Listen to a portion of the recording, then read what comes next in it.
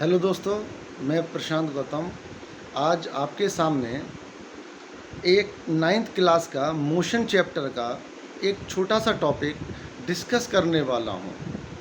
आपने न्यूटन के 3 नियम पढ़े होंगे। उनमें से एक दूसरा नियम है जिसको बोलते हैं second law of motion. Newton second law of motion, इसका मतलब होता क्या है? ये वो नियम है जिसको न्यूटन ने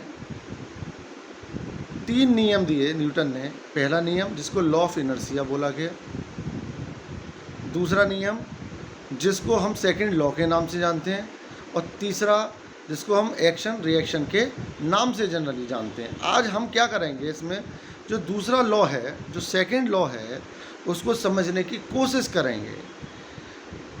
मैं प्रशांत आपको सरल भाषा में, बहुत सिंपल भाषा में सेकंड लॉ, जो न्यूटन ने सेकंड लॉ दिया, उसको समझाने की कोशिश करूँगा। वर्बली कोशिश करूँगा, मैथमेटिकली फिर करते हैं हम क्लास में। आज मैं आपको समझाने की कोशिश करूँगा सेकंड लॉ आखिर होता क्या है, हम कैसे किसी को बताएंगे कि ये सेकंड लॉ है। जैसे मान लीजिए एक फुटबॉल है, ग्राउंड में रखी हुई है। फॉर एग्जाम्पल, आप सब लोग ग्राउंड में खेलने जाते हैं साहब। एक फुटबॉल रखी हुई है ग्राउंड में, मान लीजिए अभी वो रुकी हुई है।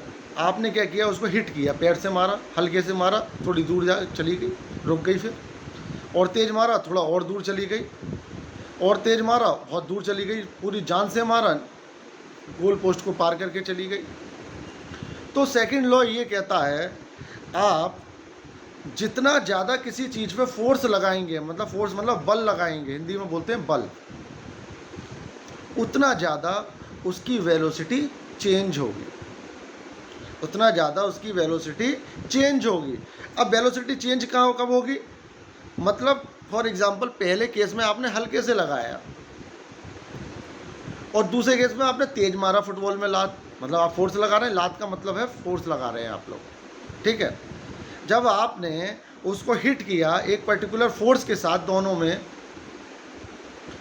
एक में कम है, एक में ज़्यादा है, तो हुआ क्या, दोनों में वेलोसिटी चेंज हुई। मैं कुछ टाइम स्पेन ले लेता हूँ, मान लीजिए मैं 10 सेकंड की बात करता हूँ। 10 सेकंड में मैं क्या देखूँगा, मैं ये देखूँगा जब आपने कम फोर्स लगाया वहाँ पे वेलोसिटी कम रेट से चेंज हुई। मतलब जो टाइम है पर्टिकुलर 10 सेकंड में जो वेलोसिटी का चेंज हुआ, पहले केस में कम होगा और दूसरे केस में ज़्यादा होगा। इसी को हम बोलते हैं rate of change of momentum. मतलब एक पर्टिकुलर टाइम के लिए वेलोसिटी का कितना चेंज हो रहा है, उसको हम बोलते हैं rate of change of momentum. तो न्यूटन ने इसी चीज़ को बोल दिया मैथमेटिकली, जो मोमेंटम होता है वो mass to product, mass to velocity का प्रोडक्ट होता है। मास इनटू वेलोसिटी बराबर मोमेंटम। समझ में आ रहा है दोस्तों? तो न्यूटन ने बोला जो फोर्स है, मतलब कौन सा फोर्स, बाहर से लगने वाला फोर्स, एक्सटर्नल फोर्स। तो न्यूटन के हिसाब से जो एक्सटर्नल फोर्स होता है किसी भी बॉडी पे लगने वाला, is directly proportional to the rate of change of momentum. This is the definition of second law of motion.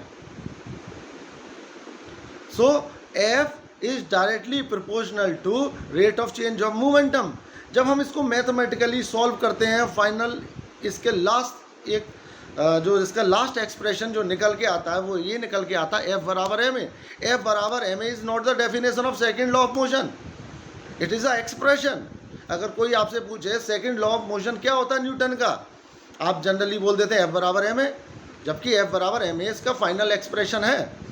जबकि आपको ये बोलना चाहिए, according to the Newton second law of motion states that force, the external force is directly proportional to the rate of change of momentum applied on a body।